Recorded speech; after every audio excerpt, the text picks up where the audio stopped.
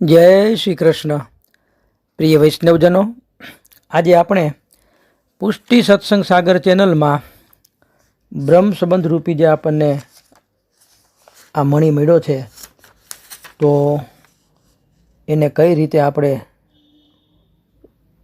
સાચવીએ અને કઈ રીતે આપણે એને અમલવારી કરીએ જીવનમાં, એના વિશેનો એક પ્રસંગ છે. તો એના વિશે સત્સંગ કરશું એ પહેલાં જો આપે પુષ્ટિ સત્સંગ સાગર ચેનલને સબસ્ક્રાઈબ ન કરી હોય તો સબસ્ક્રાઈબ કરો અને અન્ય વૈષ્ણવ મિત્રોને શેર કરો, જેથી કરીને સત્સંગના આવા નવા વિડીયોઝ તેમને સુધી પણ પહોંચી શકે. હવે મણીની વાર્તા ઉપરથી ચાલુ થાય છે કે એક સાધુ મહાત્મા નદી કિનારે ફરતા હતા. તેમણે જોયું કે એક માછીમાર પથ્થર વડે મરેલા માછલાઓની સુકવણી માટે છૂંદી રહ્યો હતો. સાધુએ નજીક જઈ તે માછીમારનું નામ પૂછ્યું તો પ્રત્યુત્તરમાં જવાબ આપ્યો કે રઘુ નામ છે મારું. સાધુએ રઘુના હાથમાં રહેલો પથ્થર એને ધોવા કે ભાઈ આ નદીમાં તું ધોઈ આવ. રઘુ તે પથ્થર ધોઈને આવ્યો. સાધુએ રઘુને ધોઈ અને આ ચળકતા બનેલા પથ્થર વિશે પૂછ્યું કે આની કિંમત શું છે, તને ખબર છે? રઘુએ ના પાડી કે ના ભાઈ, આ તો પથ્થર છે. સાધુએ તેને કહ્યું કે બજારમાં જઈ અને તેની કિંમત વધુમાં વધુ કેટલી આવે છે તે પૂછી આવ, પણ કોઈને વેચતો ને. છેલ્લે વેચતા પહેલાં મને બોલાવજે, હું નક્કી કરી આપીશ. ત્યાં સુધી હું અહીંયા બેઠો છું, જા. હવે રઘુ તો પથ્થર લઈ અને ગામમાં ગયો, નગરમાં. સૌ પ્રથમ તેને શાકભાજી વેચવાવાળો કાંચિયો મળ્યો. તો તેણે રઘુએ પથ્થર બતાવ્યો અને પૂછ્યું, તું આ પથ્થરનું શું આપીશ, બોલ. કાંચિયાને, શાકભાજીવાળાને. ભગવદ ઈચ્છાથી ત્યારે જ એક ઘરાક આવ્યો. જેવો આને પથ્થર બતાવ્યો ને જોયું તો તેને ઘરે જમણવાર હશે. એ ઘરાક જે આવ્યો હતો એને મોટામાં મોટું લગભગ શાકભાજી જ્યાંથી ઉપાડી લીધું, એમાંથી વેચાતું લઈ લીધું. હવે એ કાંચિયો હતો શાક વેચવાવાળો, એના મનમાં વિચાર આવ્યો કે નક્કી આ પથ્થરને લીધે જ આ ઘરાક આવ્યો છે, માટે આ પથ્થર સુકનવંતો હોવો જોઈએ. તેણે હાથમાં લઈ અને વજન જોયું અને કહ્યું કે ભાઈ, મારે તો આ વજનના બાટામાં ઉપયોગમાં આવે, એટલે પેલાના વજનિયામાં પણ પથ્થર એ મૂકતા. તો એ પથ્થર મને આપી દે, તને 10 દિવસ સુધી શાકભાજી ચાલે એટલું આપીશ. રઘુએ ના પાડી. ત્યાંથી તે કંદોઈની દુકાને ગયો. કંદોઈને આ ચળકતો પથ્થર જોયો અને જોતા જ ગમી ગયો. અને એવું જ થયું, ત્યાં પણ ભગવદ ઈચ્છાથી અચાનક જેવો પથ્થર જોયો ને હાથમાં લીધો કે 10 થી 12 ઘરાક આવી ગયા ઓચિંતા. અને તેના મનમાં એવું ઠસી ગયું કે આ પથ્થર સુકનવંતો હોવો જોઈએ. કંદોઈએ કહ્યું કે ભાઈ, આ તારે વેચવું હોય તો તેને મહિના સુધી તને જે મીઠાઈ જોઈએ એટલે આપીશ, એના બદલામાં પથ્થર મને આપી દે. કેમ કે પથ્થર સુંદર હોવાથી કાચના કબાટમાં દર્શનીય એટલે કે શોપીસ તરીકે રાખીશ. પણ સાધુએ સમજાવ્યું હતું તે પ્રમાણે એને ના પાડી, કોઈને વેચવાની તો મનાઈ કરી હતી, અને તેને ન આપ્યો ને પછી તે આગળ ગયો. આગળ જતાં સોનીની દુકાન આવી. તો રઘુએ પથ્થર બતાવ્યો સોનીને, અને સોનીને કિંમતી પથ્થર લાગ્યો. તેણે રઘુને તેના બદલે તેની પત્ની માટે હાર બતાવ્યો કે ભાઈ આ હાર છે, આ પથ્થર આપી દે, હાર લઈ જા. પણ રઘુ તો કુંવારો હતો.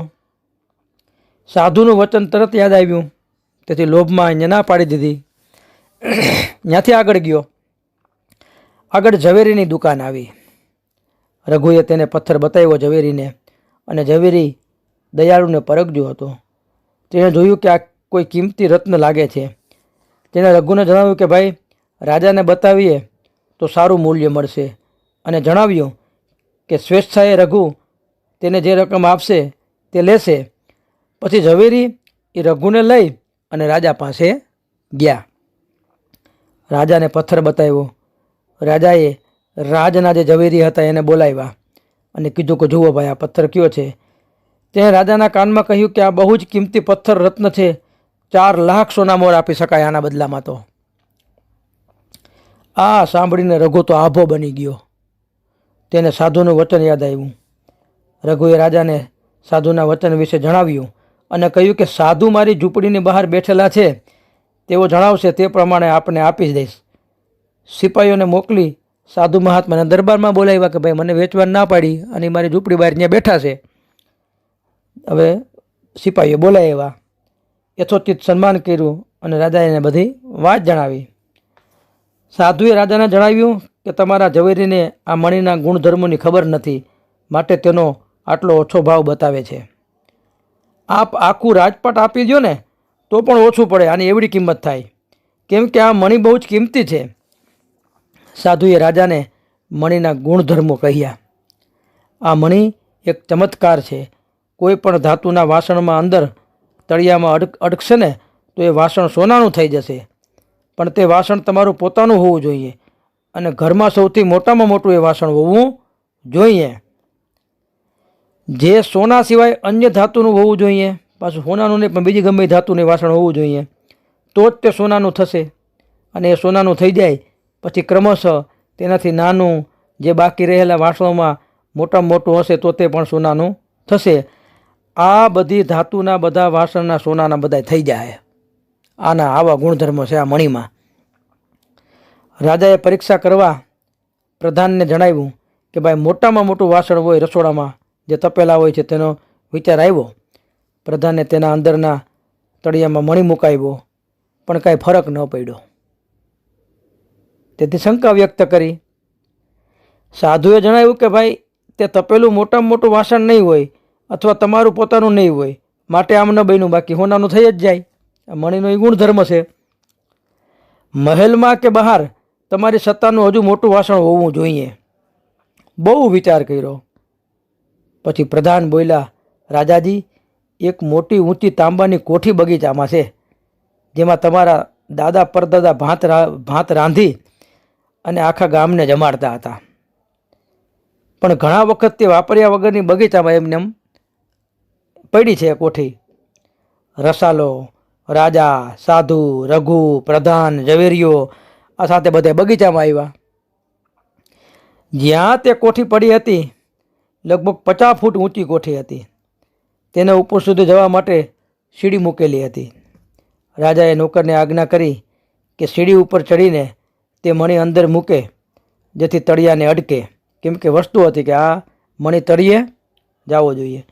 હવે નોકર એ સીડી ઉપર ગયો, તેણે મણીને અંદર છોડ્યો, પણ તે કોઠી સોનાની ના થઈ. અંદર અંદર બધા ગુપસુપ કરવા લાગ્યા. હવે ઉપરથી સીડી ઉપર ચડી અને એ મણી તો મૂકી દીધો અંદર તળિયે કોઠીમાં, પણ એ સોનાની થઈ નહીં. રાજાને હવે પોતાનું અપમાન થતું લાગ્યું અને એ ગુસ્સે થઈ ગયો રાજા. સાધુએ રાજાને શાંત પાડ્યો અને કહ્યું કે ચાલો આપણે ઉપર જઈને જોઈએ કે કેમ આવું બન્યું. રાજા, પ્રધાન, સાધુ એ ત્રણેય જણા સીડી ચડીને ઉપર આવ્યા. અંદર કોઠીમાં અંધારું હતું, કશું કાંઈ દેખાતું નહોતું. સાધુએ મસાલ મંગાવી. મસાલના પ્રકાશમાં જોયું તો મણી અંદર ઝાડમાં લટકી રહ્યો હતો, તળિયે પૂગ્યો જ નહોતો મણી. સાધુએ સળગતી મસાલ અંદર નાખી અને ઝાડું સળગાવ્યું. મણી પડ્યો નીચે, કેમ કે ઝાડામાં અટવાઈ ગયો હતો, હજી તો તળિયે પૂગ્યો જ નહીં. ધીમે ધીમે કચરો સળગી ગયો અને મણી તળિયાને અડકતા આખી કોઠી સોનાની થઈ ગઈ. ત્યારબાદ રાજાએ અને સાધુએ સલામત કરી અને મસલત કરી. ત્યારબાદ રાજાએ અને સાધુએ મસલત કરી અને રાજાએ રઘુને અડધું રાજપાટ આપ્યું અને કુંવરી સાથે લગ્ન કરાવ્યા. હવે આપણે શું કર્યું?